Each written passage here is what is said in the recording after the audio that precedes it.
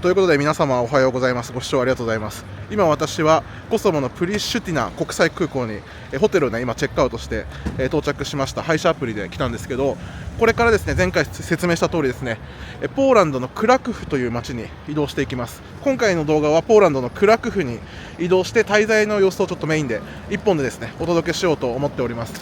ただこちらのプリシュティナからクラクフに行く直行便がないので、一度今からねドイツのミュンヘンで乗り継ぎをしてそこから移動するという感じで行きます。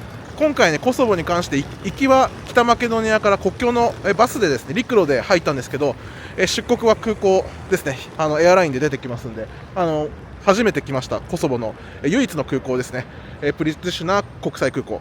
あとはポーランドに関しては、これで3回目の訪問かな。あとはポーランドに行く理由なんですけど、一応過去に2回行ってて今回3回目、ただずっとワルシャワしか行ったことがなかったんで、クラクフというね第2の街に行くんですよ。ポーランドで2番目に大きい街ね。でその行く理由っていうのが、後からもちゃんと説明しようと思いますが、ちょっとアウシュビッツに行きたくて、それをちょっと見学するツアーも申し込んであるんで、クラクフが一番近い大きな街なんで、そちらに移動するっていう感じですね。ついでにクラクフの街もちょっと滞在する動画をねこの動画でお届けしますので、最後までご覧いただければと思います。コソボ唯一の国際空港、結構こじんまりとしてて日本の地方空港みたいですね。ただ物は全部揃ってるって感じみたいなんで、もちろんね西側の援助を受けてますので、入ってるお店とかシステムも皆さんのね使ったことある空港とか変わらないと思いますが、バーガーキングとかケンタッキーとか入ってますね。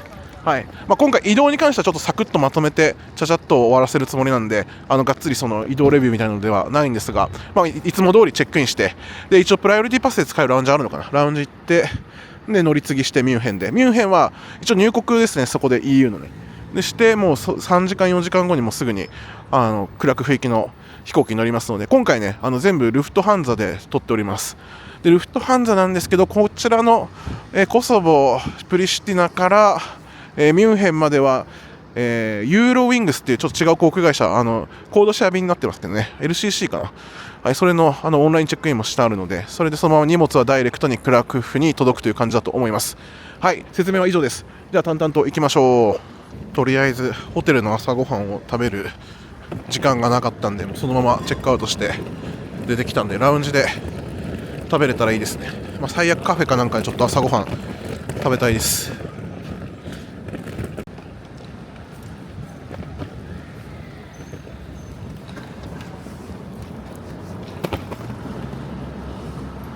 この度スーチャンネルから本が出ることになりました。発売は2026年の1月23日を予定しております。現在 Amazon で予約受付中です。こちらの QR を読み取ってぜひですね予約していただければと思います。本のタイトルは世界史の食べ歩き方です。日本人の皆様があまり行かないような場所に行ったり、国境近くに行ってみたり、そこで味わう現地のグルメや世界史、近代史の遺産に触れて、いろいろ感じたこととかをまとめたエッセイ本になりますので、よろしくお願いします。空港の中はこんな感じですね。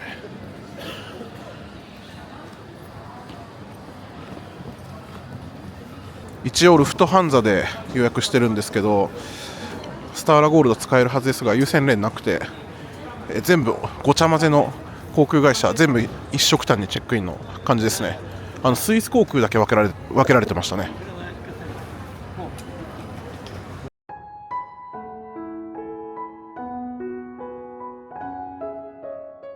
ということでちょっと秘宝なんですけども、チェックインカウンターでチェックインできなかったんですよね。なんかシステムが反映されてなくて、自分の今のその予約が見つからないみたいになって、俺マジかと思って日にちとかめっちゃ見たんですけど合ってるんで今調べてもらってます。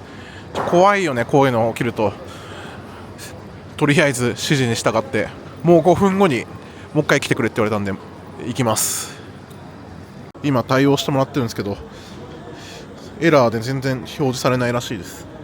あと2時間20分ですね、出発まで。やばいなこれ乗れないパターンあるかもしれないですね。いやでもちゃんと決済も終わってて座席指定もできてるんですけどね。ということでだいぶ時間かかったんですけど、なんとか、チェックイン完了しまして、クラクフですね、乗り継ぎ分のチケットまでちゃんと発行できました。よかった。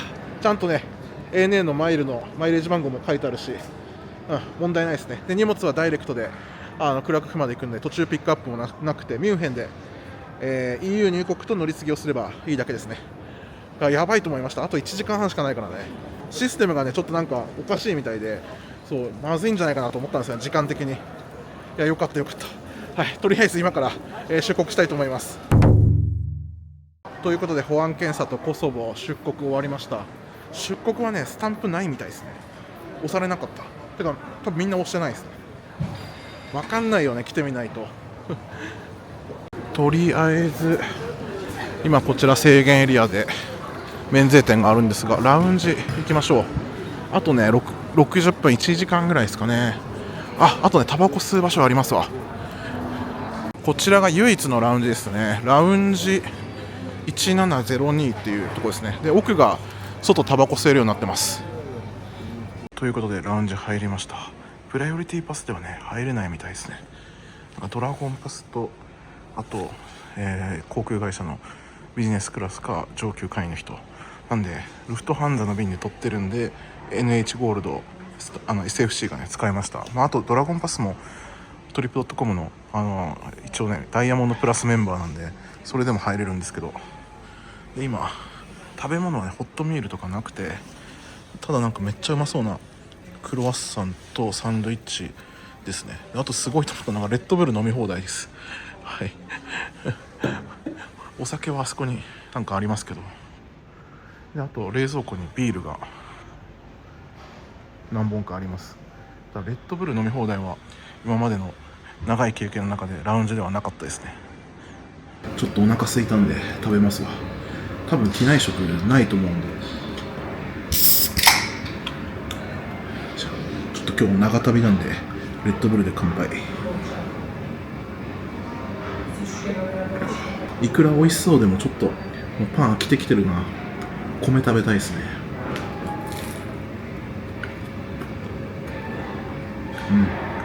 まあ美味しいけど、いやタバコ吸えるのいいわそればっかり言ってるけど、とりあえずねミュンヘンで、3時間4時間ぐらいあるんですよ、乗り継ぎが。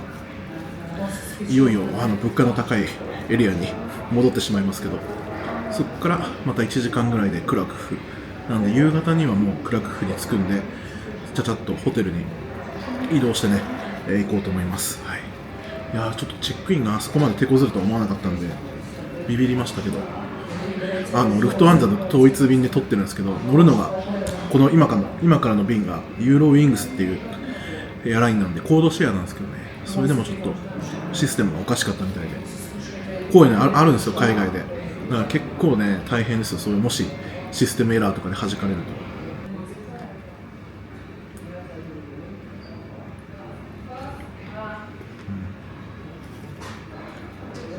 そんな美味しくないそれでこちらがプリシュティナ空港の黙々場ですね。はい、出国した後にあります。これがあるだけでだいぶメンタルが違います。それではゲートに行きます。ということでゲートに到着しました。多分置き止めですね。バスで行くんですね。はい、もうちょい待ちます。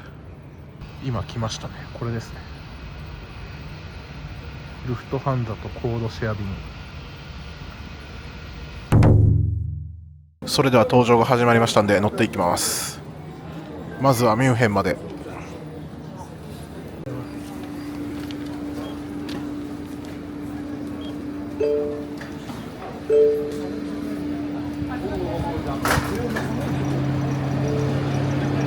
バスなんですね。わずかな距離なのに。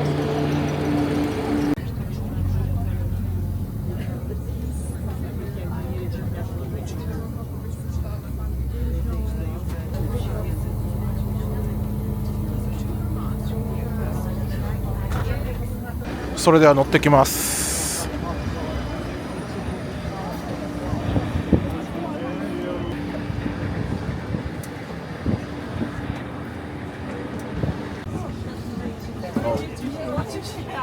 ということで席に着きました。すでにおばあちゃんが横にいました。多分車椅子で先に乗った人ですね。で機材はエアバスの319ですね。このユーロウィングスはルフトハンザの子会社なんですよね、の LCC なんですよね。こんな感じ。席はねでもねそこまで狭くない、拳2個分ぐらいあります。まあ前方の3列目なんで広いのかもしれないですけど、そう3ユーロで、座席指定できたんで、課金して座席指定しました。最終目的地はポーランドのクラクフなんですけど、多分この後ドイツで1回 EU の入国があるんですよね、イミグレーションが。でドイツのイミグレーション私好きじゃないんですよ。いつも意地悪されるめちゃくちゃ質問されたり、なんかあれ見せろこれ見せろって、大体今までドイツ 4回か5回ぐらい入国してますけど、必ずすごくしつこく言われるてるので、今回もちょっと覚悟しとかないといけないですね。これ俺だけじゃなくて他の人に聞いてもドイツはめっちゃ聞いてきたり、なんかすごい厳しいって言いますよね。あと2分ぐらいで出発時間ですけど、ちょっと遅れてますね。ちょっと遅延はちょっとやめてほしいですね。まあ、3時間半ぐらいは乗り継ぎ時間あるんで大丈夫だと思うんですけど、プリティシュナーからミュンヘンまでは1時間40分のフライトです。Sie haben Nasenschutz tragen, so entfernen Sie diesen. Drücken Sie dann die Sauerstoffmaske fest auf. Der erklärte Markt and escape path markings on the floor will guide you to these exits. Please be aware that the near...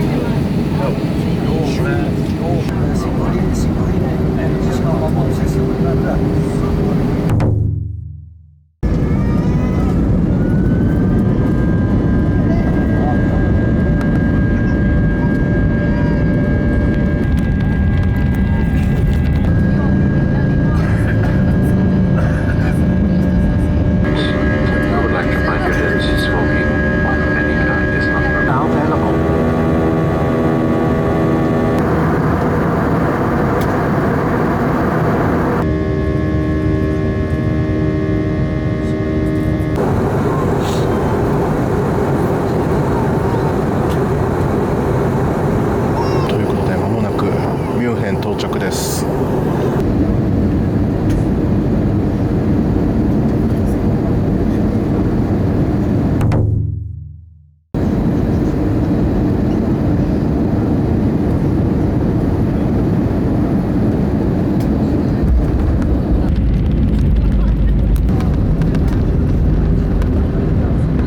ということでミュンヘン国際空港到着しました。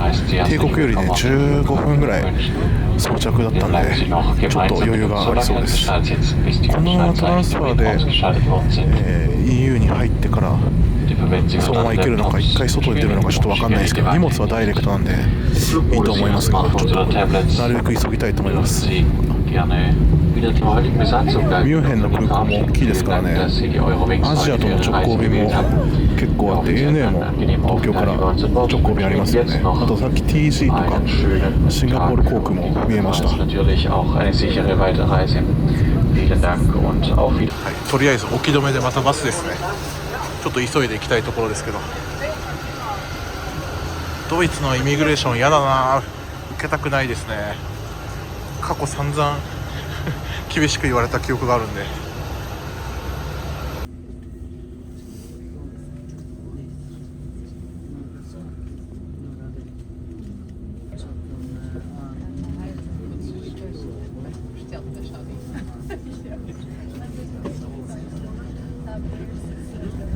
さすがドイツに来たら物がいろいろと最新の綺麗なものになりましたね。バルカン半島とはまた違いますね、全然。今ターミナル1に入ったんですけど、コネクティングフライト乗り継ぎで同じ航空会社の人は、もう荷物ダイレクトの人はここから、第2ターミナルに行くバスに乗る前に保安検査と入国があると思います、審査が。はい、多分合ってると思う。とりあえず今乗り継ぎの保安検査終わりまして、専用の第2ターミナル行きのバスに乗ってます。まだイミグレーションは受けてないです。結構複雑だな。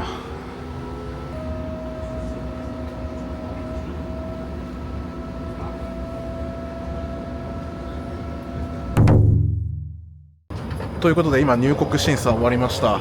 EU のねはい、何も聞かれなかった無言スタンプでした。で今ようやく第2ターミナル着いたんで、こちらのルフトハンザのラウンジ行けるんで行きましょうか。これタバコ吸えるのかな。よかった、時間のゆとりはだいぶありますね。あと2時間ぐらいあるんでよかったよかった。あとは無事に荷物が届くかどうかですよね。まあ、保険かけましたけど今回やばいかなと思って、はい、こちらですね。行きましょう。ということでラウンジ入りました。結構いいっすよ。しょぼいかなと思ったけどだいぶお腹空いてるんでちょっと食べましょう。すごいおかず充実してるわ。久しぶりに超腹減った。パンもあります。なんかすごい豪華でびっくりしました。シーザーサラダとか作ってくれるコーナーがありましたすごい。ということで食事こんな感じで、めっちゃうまそうなソーセージでかいですね。2本持ってきてしまいました。はい、であとちょっと甘そうなドーナツ。今回の旅で一番このルフトハンザのラウンジがミュンヘンのいいですね。しかも超広い。それじゃいただきます。ゼロコーラ。マジでお腹すいた。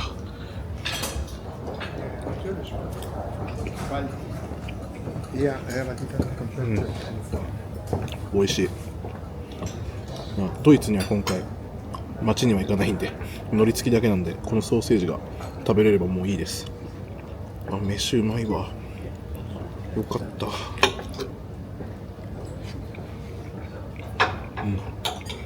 それじゃあラウンジを出てゲートに行きましょう。空港のレベルが一気に高いですね。さすがミュンヘン空港。今までベオグラードと、北マケドニア、スコピエは空港行ってないか。あ、行きましたかね。到着でもう忘れちゃった。で先ほどのコソボ、プリシティナ、レベルが違うわ。さすがドイツ。アウディ自分好きなんですよね。昔乗ってたんですけど。水を買おうと思ったんですけどもすごい一気に物価が高くなりました。1本4ユーロですね。さっきのコソボだと1本 0.3 ユーロだったんですけど10倍以上になりました。計算したら 4.2 ユーロだったんで1本741円するわ。すごい物価の差だな。飛行機で1時間40分ずれただけで同じ通貨のユーロの国なのに頭痛くなるな。ミュンヘン空港喫煙所あります。キャメルスモーキングラウンジ。ここでタバコは吸います。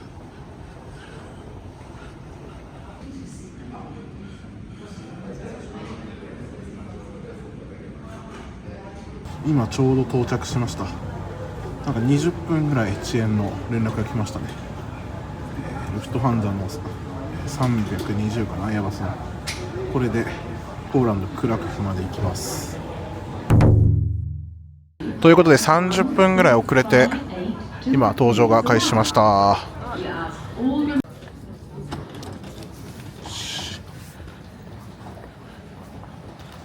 それではクラクフまで1時間20分、そんなかかんないかもしれないですね。ここあれなんだ、もうルフトハンザ専用のターミナルっていうか乗り場なんだね。ルフトハンザとしか書いてない。ということで乗り込みました。320ダッシュ200。先ほどはユーロウィングスという LCC だったんですけど、ルフトハンザ系のまあシートそんな変わんないですね。てかむしろ向こうの方が広かったな。ということでドアが閉まりました。隣は来なかったです。多分ね、スターアライアンスゴールドの人たちは前方にまとめられてるんでブロックですね。さすがルフトハンザ。Alle recht herzlich hier an Bord. Leider momentan 15 Minuten spät. Der Grund hierfür die späte Ankunft dieses Flugzeugs hier in München vom vorangegangenen Flug. Aber jetzt ist alles vorbereitet und ich erwarte, dass wir in Kürze die Parkposition verlassen. Pull the mask down fully to start the flow of oxygen. Cover your mouth and nose with the oxygen mask. Do palenia, jak i produktów alternatywnych i imitują Eastlands, we would like to inform you that charging electronic devices using a power bank on board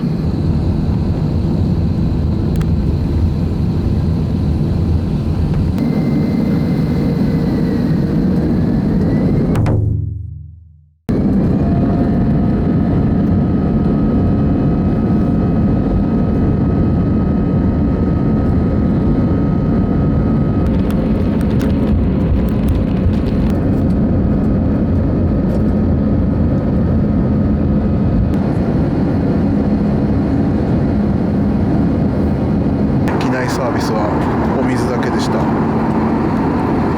水だけだとチョコくれました。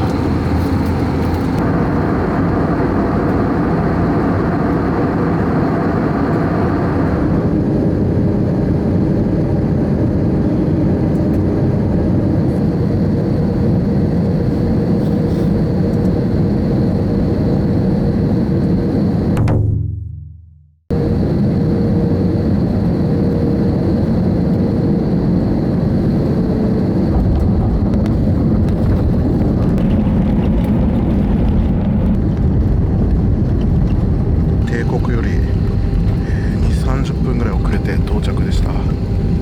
クラクフ国際空港ですね。初めて来ます。なんとね、私の横のお客さんが日本人の方でした。でも喋ってたんですけど、そんな偶然あるんですね。彼も、その横のお客さんもアウシュビッツを見に、旅行で来てるそうです。Von Krakau. Bleiben Sie jetzt noch angeschnallt sitzen, bis Sie unsere Parkposition erreicht haben und die Anschnallzeichnung. Thank you.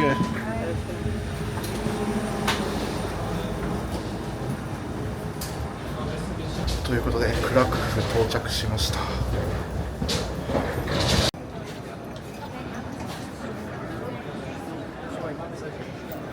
ということで改めましてクラクフ国際空港到着しました。もう夜真っ暗ですね。今時間は夕方5時半ぐらい。荷物がちょっと出てくるの遅かったです。でもちゃんとねコソボから届いたんで良かったです。とりあえずもう配車アプリでホテルにダイレクトに行きましょう。ボルトが使えますね。ボルトが一番安かったです。ウーバーの3分の1ぐらいの金額ですね。わあ、やっぱちょっと寒いね。コソボより寒いわ。今から配車します。とりあえず今配車しました。40ズウォティなんで、2000円ぐらいですかね。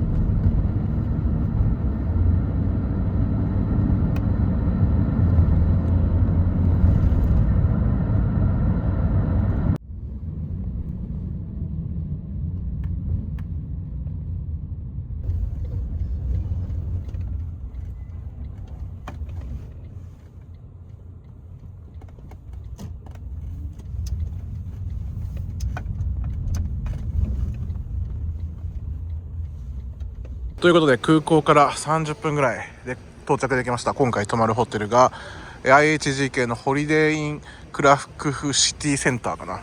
街の途中心にあるホリデーインです。で今回ポイントで取りました。一応ですね3泊する予定です。こちらで。はい、それじゃあチェックインしましょう。街の中心部なんで楽でいいですね。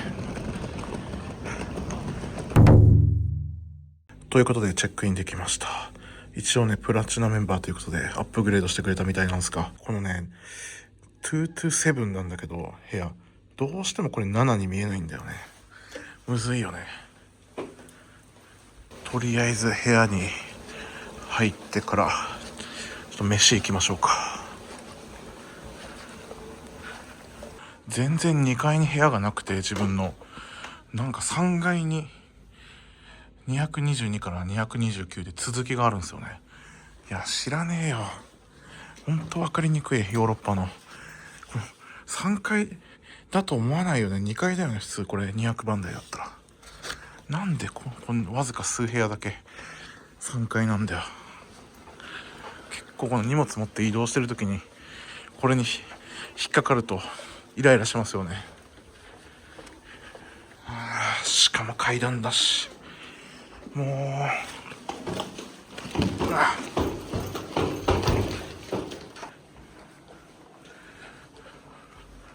ここか。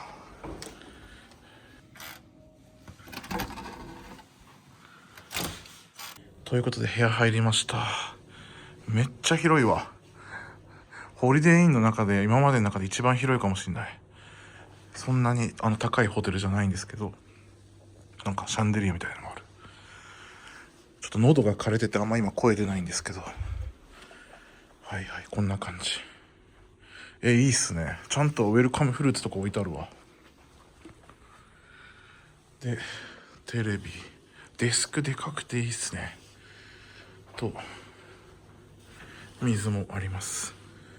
でこっちがトイレ。バスタブちゃんとあるわ。広い。一応アップグレードしてくれてるんだ。これでキングプレミアムとかいうやつかな。よしよし、素晴らしい。ちょっと複雑でイラッとしましたけど、部屋がいいんでこんな感じで、はい、満足です。それでは今の時刻は18時40分。ちょっと飯を食べつつ、すいません、いつもと同じ流れになってしまうんですが、クラクフもねカジノあるんですよ。なんでちょっとカジノ行ってみましょうか。コソボはカジノなかったんですよ。今んとこセルビア、北マケドニアでカジノ行って、コソボ行ってなくて、今回クラクフで行くともちろん明日街は見ますけど、はい、とりあえず行きましょう。カジノに行く途中で飯を食べましょう。正直もう別にポーランド料理じゃなくてもいいかなと思ってますけど、適当に良さそうなら入りましょう。もう目の前にお城が見えてますね。ホテルの目の前にもこれトラムの駅もあるし便利だ。さすがポーランド。タクシーがもう全部トヨタ車だ。プリウスばっかり。最初の空港から乗ったのもプリウスでした。今回の旅の中で一番寒いわ。初めて息が白いです。この辺やっぱり観光地だからお店はそこそこある。別にマックとかでもいいな。これハンバーガーとかで、カジノで勝ったら明日高級なもの食べてもいいですよね。もうなんかあんまり食べたいもんがないんだよな。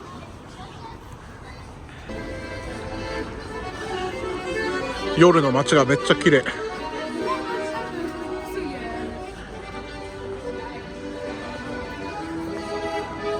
ここが多分一番の広場かな。バンクシー店やってんだ。明日も来ますけど、すごいこんな感じ。レストランいっぱいありますね。全然関係ないけどさ、ハードロックカフェあるわ。ハードロックカフェにするか。何にしようか迷ったんですけど、ステーキとかでもいいんですけど、このメッシがおすすめしてるオリジナルバーガー、ハードロックバーガーみたいなやつがあるんですよ。これにしましょうか。63ズオティ、2600円とか3000円くらいする物価はねしょうがない、高くなってるんで。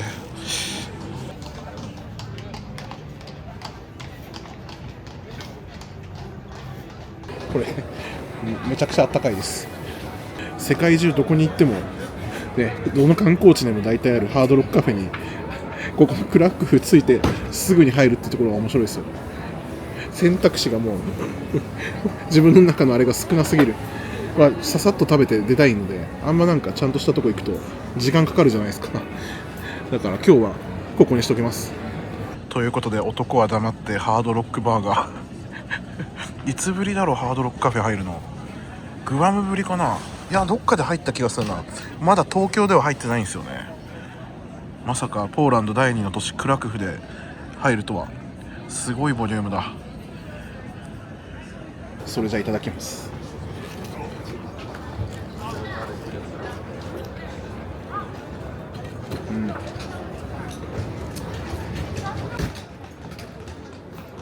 さすがにかぶりつくの無理だわ。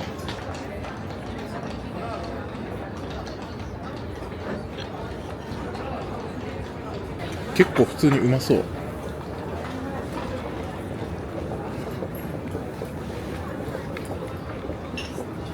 うん。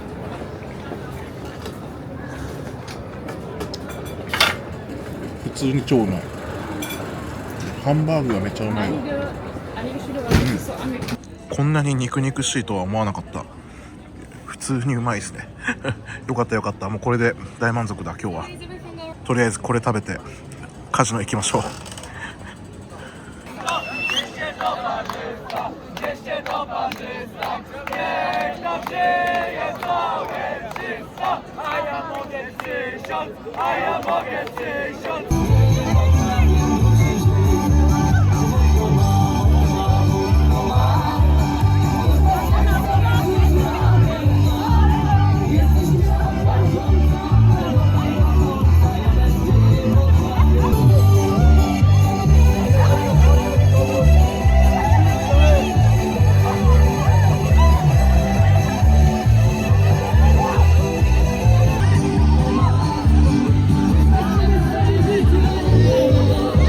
みんなめっちゃ楽しそう。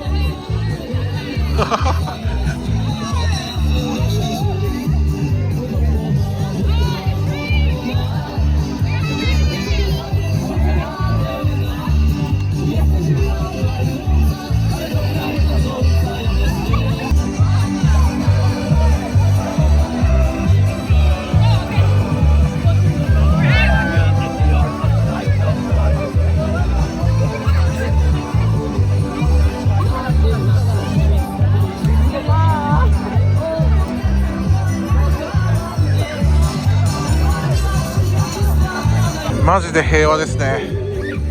ほっこりしますわ。日本だと絶対にこんなね街中で音楽かけてみんなで集まって自然とこういう風になるっていうのはないでしょうね。この旧市街の広場めちゃくちゃ夜綺麗ですね。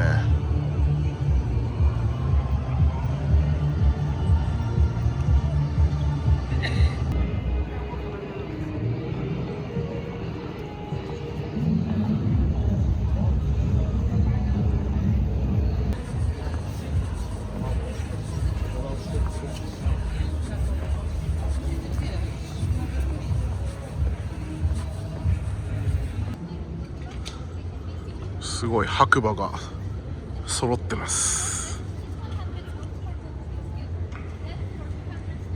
それではカジノ行ってまいります。結果は私のこの後の顔で判断してください。ということでカジノ終わりました。負けました。久しぶりに。くそ。今回の旅ひたすらカジノで買ってきてたんですけど大敗しました。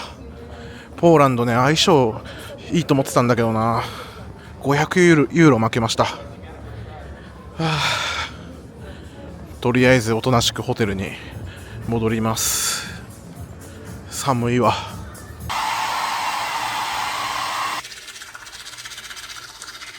ということで本日はコソボから移動してきてドイツを経由してポーランドクラクフに到着することができました。で、メインはねアウシュビッツなんですけどあさって行くので明日はね一日このクラクフの街をねちょっと見てみようかなと思いますのでそんな感じで行きます。とりあえず今日はもうこれで寝ます。おやすみなさい。おはようございます。翌朝になりました。とりあえず今から出発の準備をして街へ行きましょう。朝ごはん今回朝食なんですけど今回こちらのホテルでついてないので適当にちょっと今からカフェ行って食べながらどこ行こうか決めようと思います。それじゃあ今日一日あるんでクラクフの街を見ます。この街はですねユダヤ人のゲットーが置かれていた街としても有名でその名残も残ってたりするんで明日アウシュビッツ行くんですけどこの街もアウシュビッツに近いのでそういった歴史的背景があります。マジで寒いわ。一番寒い今年で寒い。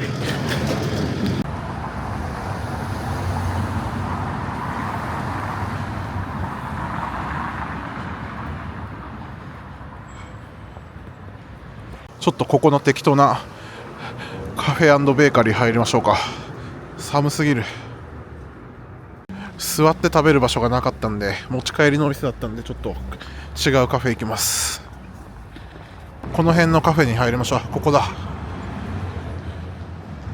ということで、普通のローカルなカフェに入りまして、ラテとパン頼んで、これで1300円ですね。31ズオティ、結構高いね。いただきます。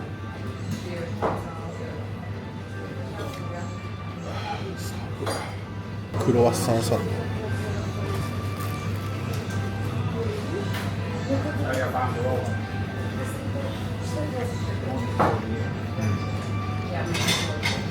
美味しいけどパンばっかだから飽きますね。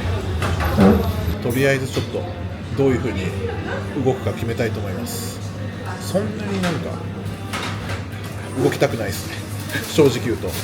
明日が本番なんで。それでは今から路面電車に乗ってゲットーの広場という場所に行きます。ゲットーの英雄広場かな。ちなみにあとトラムはですね、もう、アプリの方でチケット買ったんで、簡単に乗れます。便利ですね。それではトラム乗ります。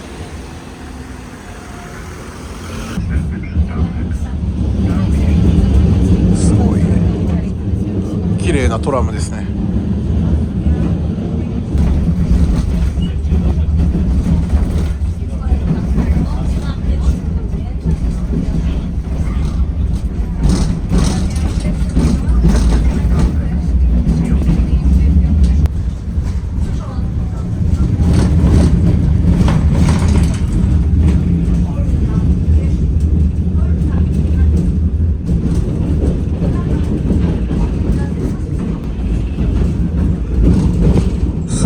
朝もやというか霧がかかってますね。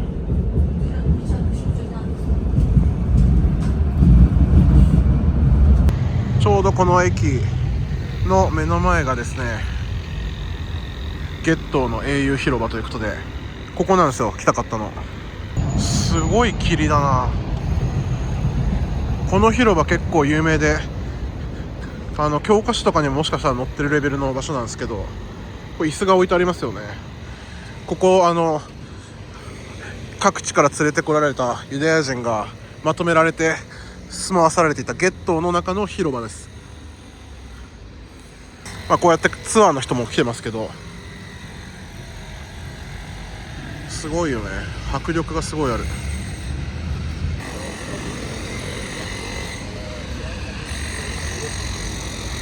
ここで多くの人が亡くなったんですけど、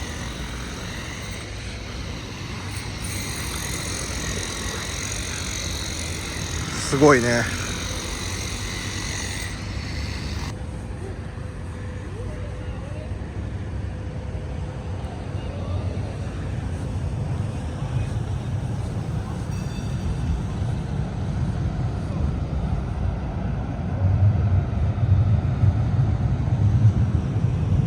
この周辺にゲットーと言われる地区があって、でここの広場でユダヤ人の人たちが集められて、各地のか、あとはアウシュビッツの方にですね運ばれていくときに、ここに1箇所にまとめられた広場で、ここで多分亡くなった人もいるみたいな話なんですけど、なんでねこの椅子が置いてあるかっていうと、これは命の空席っていうらしいんですけども、家具とかは持っていけませんよね。なんで家の家財道具とかほとんど置いて、収容所に行くわけじゃないですか。だからそういったもう誰も座らなくなったこの椅子、ここに座ってる人たちがいたっていうのが、この街の多分家とかにあった椅子とか、あとここで並べられてる時に椅子があったのか分かんないんですけど、そういう意味の命の空席らしいです。ちょっと説明が下手くそです。すいません。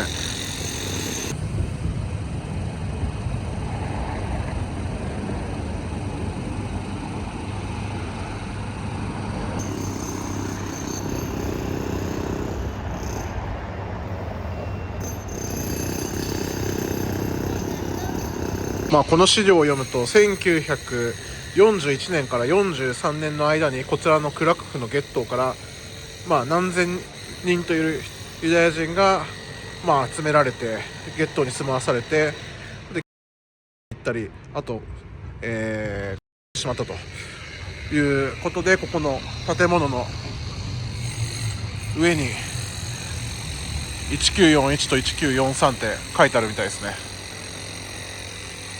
でこの近くにですね、もともとゲットーとして、隔離するためにユダヤ人がねこう集められてた町がありますので、ちょっとそこを歩いて見に行こうと思います。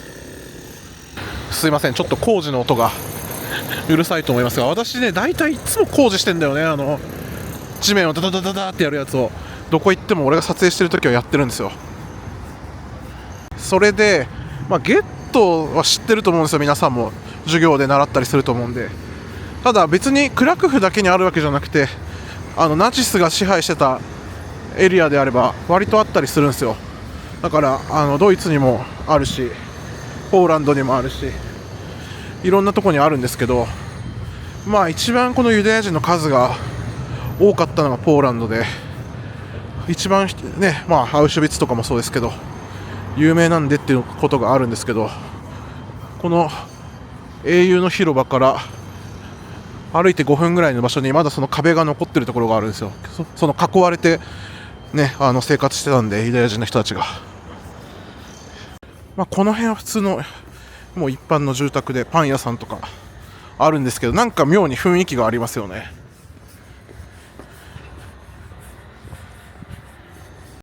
このユダヤ人問題はね、自分がイスラエルとかパレスチナ行った時に動画にしたことあるんですけど、結構みんなね熱心なコメントとかあったし、私はそんな物知り博士の解説できるレベルではないので、いろんな人のコメントに助けられてるんですけど、時私も言ったと思うんですけど、みんなねユダヤ人かわいそうって結構思ってる人多いんですよ。そういう被害に遭った話ばっか聞くから。で俺もそう思ってたけど、あとヨーロッパに住んでる視聴者さんとか実際にイスラエル行ってみたりすると、結構ねそのユダヤ教の正教徒の人、もう人生をユダヤ教に捧げて、こう黒い服着て髪の毛くるくるで眼鏡してる人いるじゃないですか。ポーランドもたくさんいるんですけど、人たち結構ね態度悪いですよ。俺イスラエル行った時にトラム無賃乗車してて捕まってましたからね。その人たちがタバコとかゴミとかポイポイしてるし、でイスラエルも国民も結構なんかその給料税金で全部もらってて仕事してなくて、そのくせなんか態度悪いみたいな、なんか宗教が全てだみたいなのは結構反論があるらしいですよ。あとポーランドに滞在した時の動画も出してると思うんですけど、1年とか2年前ぐらいに、その時にも多分言ったと思いますけど、別にポーランドはユダヤ人の国じゃないですからね。ポーランドの人たちがもともと住んでたポーランド人の国なんですけど、その宗教的ななんかポーランドはそのユダヤ教の聖地だみたいになって、勝手にいっぱいユダヤ教の人たちが来て、ユダヤ人が来て、それで一番多くなってるんですからね。ポーランドの人たちの元々の文化とポーランド人っていうのはあるんですよ。私はその歴史の専門家でもないんでいろいろ偉そうには言えないんですけど、専門家の人がね昔そのポーランドについて語ってる動画を見たことがあって、そのポーランドはこう地球上の民族の中でもしかしたら一番かわいそうかもしれないっていう話をしてて、なんでと思ったら、その昔はロシアに攻められて占領されて、でユダヤ人もいっぱい入ってきて、で今度ナチスに攻められて、で虐殺されて、でこう歴史的に見ても不運が多いんですよ、ポーランド人の民族っていうのは。で今は直近だと今度真横がウクライナですから、ウクライナの移民を世界一受け入れてるんですよね。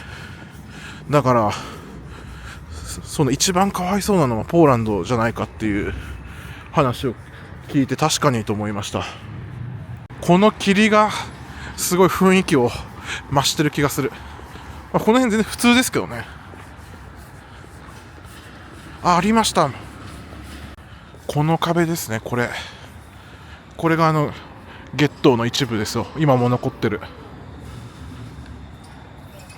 壁は今一部しかないから、どっからどこまでこうつながってたのかはちょっと分かんないんですけど、この道で言ったらもうこういうことですよね、きっとね。こっち側ですごい数のユダヤ人が押し込められてたわけですよ。その後にさらにまたアウシュビッツとかに連れてかれて、もっとすごいことになるわけですから。でさっき見せた英雄広場では、椅子だけポツンと残ってしまった街みたいなの印象的なシーンとして、あそこに椅子が並べられてるっていう風にさっき別の記事で読みました。はい、ちょっと適当なこと言ってるなと思って調べたんですけど、実際に広場に椅子が並べられてて座ってるわけじゃなくて、突然人がゼロになって、家具とか椅子だけ置いてある風景、誰も住んでないのにっていう感じらしいですね。こんな感じで、ごく一部しか今残ってませんけど、この壁がこう街中にあって、で今僕が家になってますけども、この壁の内側でしか、生活できなかったんですよね、ユダヤ人の人たちは。だからもうこの壁よりこっち出てくることはできなかったわけですよ。こういうのはベルリンでもあったりしますけど、どうしてもやっぱりなんかイメージはつかないと思うんですよね。実際に来てみるとすごい高い壁ですね。塀というか、こっちの世界見れなかったんですよ。いきなり連れてこられて、お前はここから出るなって言われて、で住まわされて、その後連れてかれて収容所行くわけですから、すごいですよね。クラクフ市内にはここ以外にも何か所か残ってるところがあるんですよ、このゲットーの壁が。ただここまで綺麗に、代表とされてる場所はここですね。ちらほら見に来てる人とかいるし、多分ツアーの人たちはここにも寄るんだと思いますが、私は単独で今動いてるんで、今ちょうど人が全然いなくて見れてますけど、下にはお花が飾ってあったりしてますけども、すごい時代でしたよね。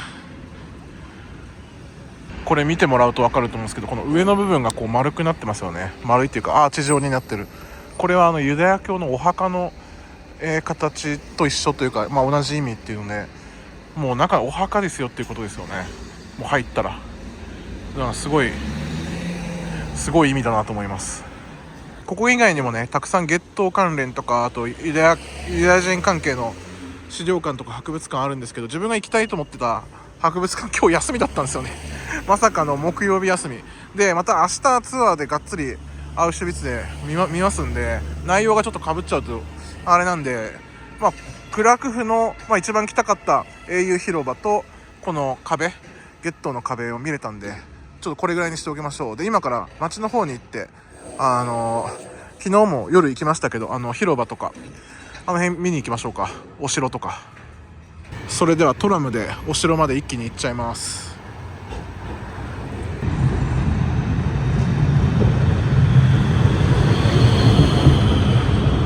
今チャット GTP で調べただけですけど、この辺も当時の建物が結構残ってるらしいですよ。この通りとか、こっちちょっと新しそうですけどね。このレンガ造りの建物とか多分当時のままですよ、これ。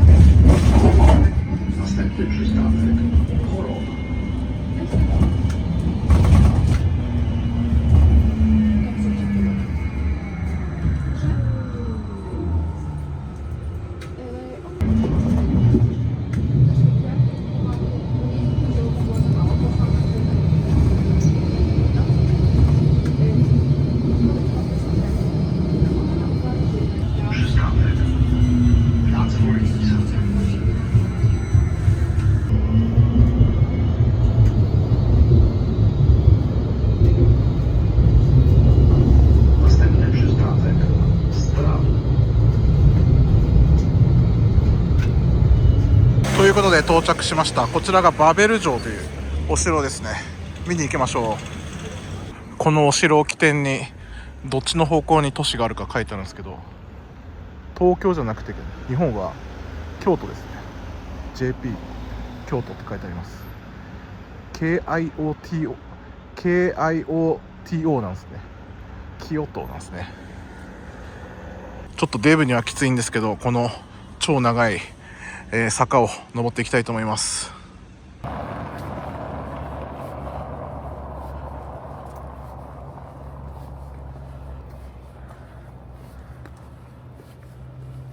それでこちらがお城の入り口ですけど、霧がすごいから景色見れないかもしれないねちょっと関係ないんですけど、私信号機マニアなんですよ。こういうちっちゃい信号機家に欲しいな。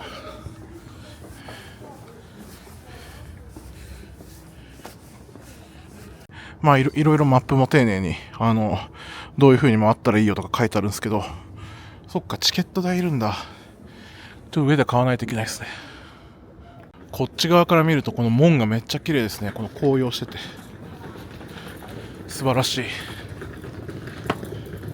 中こんな風になってんだ。すごいメルヘンな感じですね。思ったよりでかい。こっちは青空だな。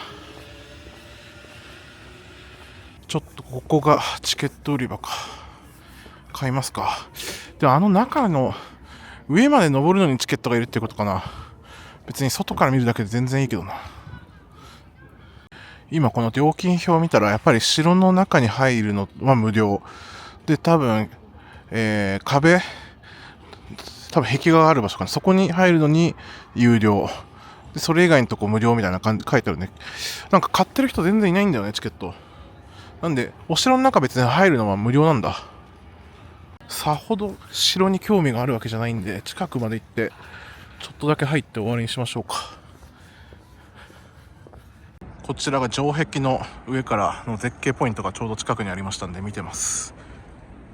ちょっとこっちがねガスりすぎてて、ゲットーがあった方があっちなんですけども、ちょうどこの城を真ん中に分岐点ですね。こっちは晴れてます。綺麗ですね。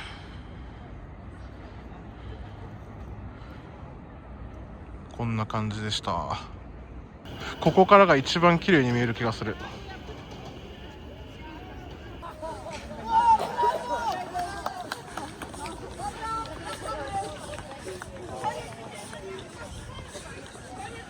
ということでお城の目の前まで来ました。もう中に入るのめんどくさくなったんで入るのやめますカフェとかお土産はありますね、近くに。なんかやたら修学旅行生みたいなのがいますね。こんな感じで終わりにします。適当ですいません。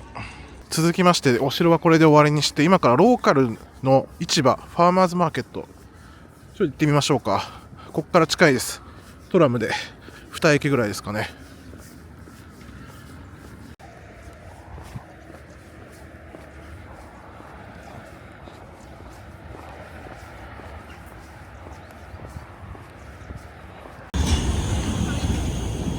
はい、トラム乗ります。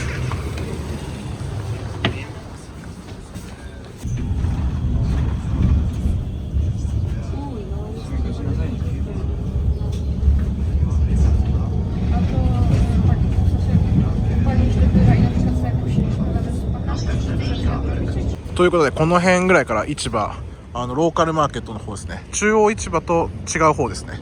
自分もよく分かってないんですが、まあでもなんかもうフリーマーケットみたいなの始まってますね。結構こういうのってね掘り出し物多いんですよ。この熊のぬいぐるみとか。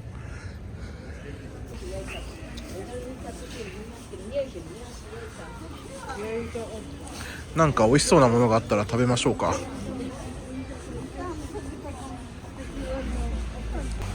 ここの入り口ですね、市場の。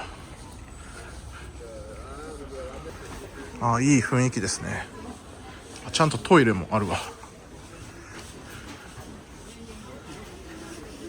値段が安いかどうかは分からん。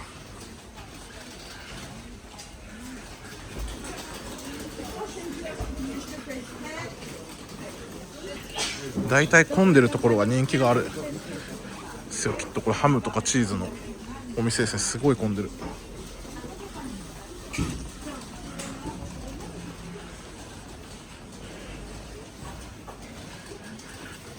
ポーランドは野菜が美味しそうですよね。すごい変わった野菜がいっぱいあるわ。いいですね、こういうの見るの好きですね。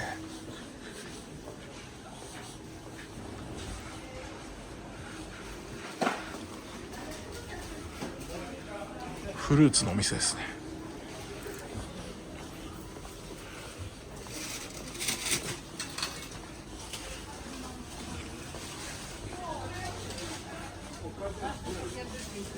これポルチーニだっけかな。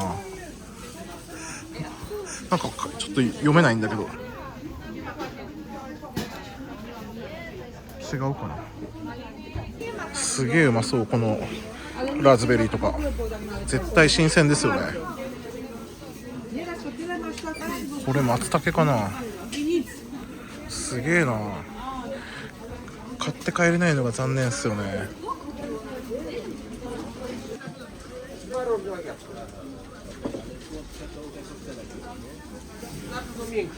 うわー、これめっちゃ買いたいな。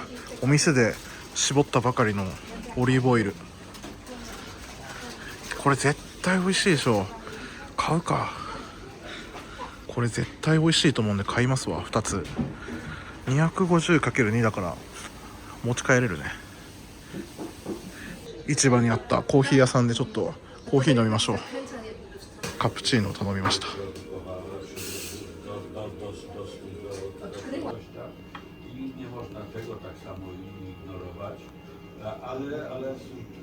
ということでカプチーノ13ズボティいくらだ。ちょっと朝よりあったかくなってきたんでちょうどいいですよ。外今動いてるんでずっとちょっと暑いんでちょっと休憩します。すごいなみなみでカップがめっちゃでかいわ。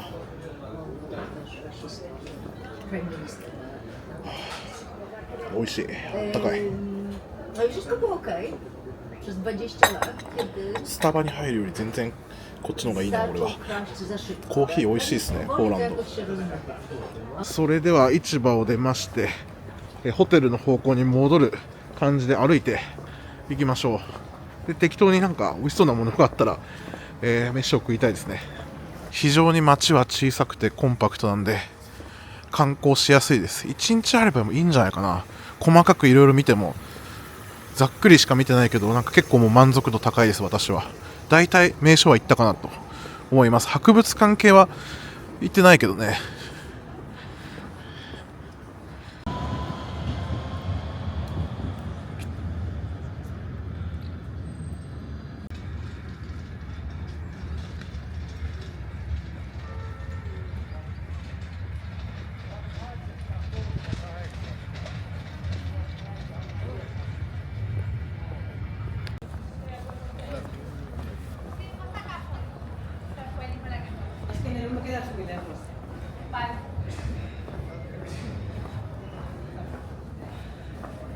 マックがありますね。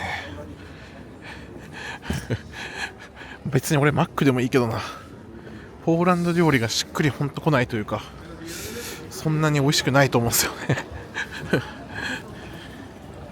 この通りは映えますね。昨日カジノに来た方ですけど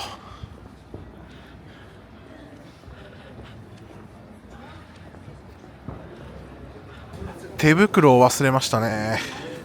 手がすごい寒くて痛いわ。ちょっと待って、このドーナツめっちゃうまそう。買うわ。これ絶対美味しいでしょう。これクリームが入ってるやつよね。これお酒が入ってるやつ買ってしまいました。お酒のやつ買いました。しかもなんかちゃんとまだ あったかいわ。これがポーランドの有名なやつかどうかわかんないけど、でもポーランドなんかウイスキーとかお酒が入ったジェラートとかありますよね。あれなんかワルシャワで食べた記憶があります。めちゃくちゃうまそう。めちゃくちゃ美味しいわ。ただ1個400円ぐらいするけどね。なんかこのグレースがいいっすね。でほのかにお酒の匂いする。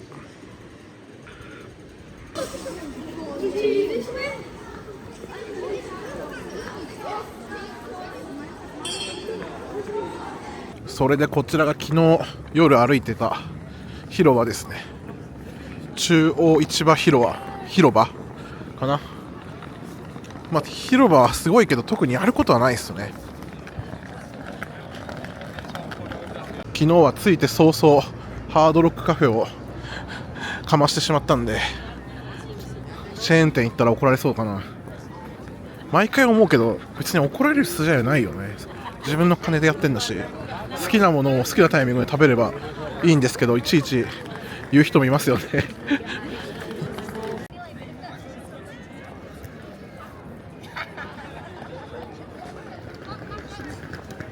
昼ご飯食べてないんでちょっと食べたいんですけど、なかなかね、もうピザとパスタとハンバーガーばっかでお店がそんなないで、ポーランド料理はなんか夜しかやってないというか、あとそんなにポーランド料理自体がそんなない気がするんだよね。で今見てたらウクライナ料理屋があったんですよ。あったかいスープとか食べたいから、まあポーランドの隣ですからね、ウクライナ。ちょっとポーランドとあんま関係ないけどウクライナ料理屋行こうかな。ここなんですけどボルシチとかあるんで、あったかいやつ食べたいですね。食べますか、ここ入って。ちょうどもうすぐ開店なんで。ということでお店に入りました。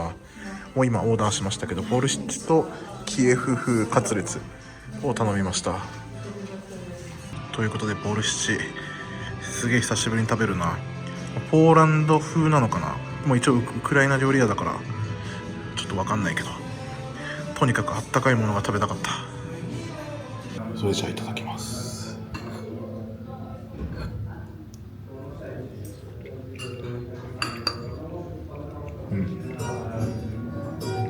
美味しい。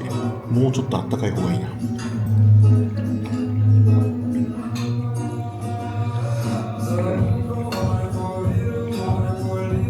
味は美味しいですね。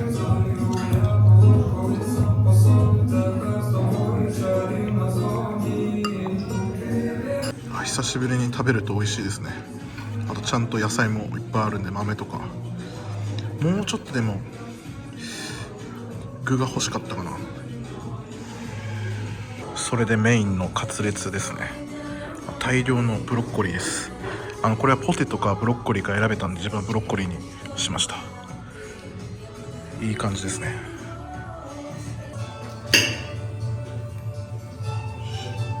いただきます。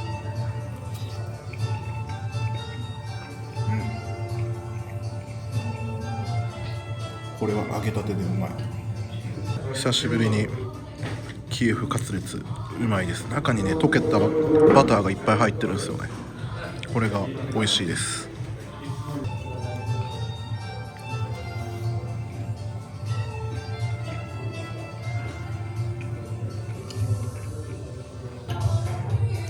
すごいブロッコリーもニンニクの味すごい効いてて美味しい。ということで美味しかったです。量もちょうど良かったですね。お腹が膨れました。ちなみにお会計が75ズロティでした。3100円ぐらいですかね。ちょうど自分が食べ始めてたら満席になったんですよ。結構人気なんだなと思ったら、よくよく考えたらさっきも自分で言いましたけど、ウクライナの移民の人たち入れてるから、ウクライナ人多分結構いるんですよね、ポーランドに。それで需要があるのかもしれないですね。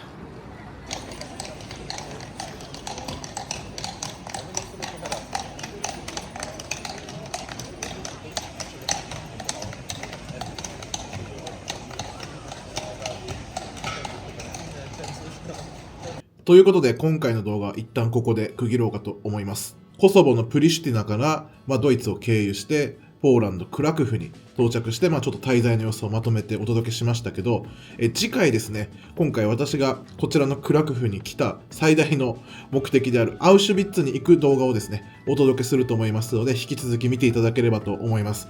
今回の動画の中でも、このクラクフにあるゲットーとか、ユダヤ人関連のものはちょっとだけね、触りましたけど、次回はですね、皆さんも学校の授業でも習ってて、興味ある方も多いと思います。ユダヤ人問題の中の最大の、キーワードとして出てくるアウシュビッツにですね、私人生に一度はちょっと行っておきたいなと思いましたので、今回行きますので、次回お届けしますのでよろしくお願いします。ぜひ皆さんよろしければこの動画の感想をコメント欄に書いていただいて、高評価とチャンネル登録もよろしくお願いします。旅もね、もういよいよ終盤なんですけど、この、今回ヨーロッパ編のね、はい、まだまだちょっと続きますのでよろしくお願いします。ご視聴ありがとうございました。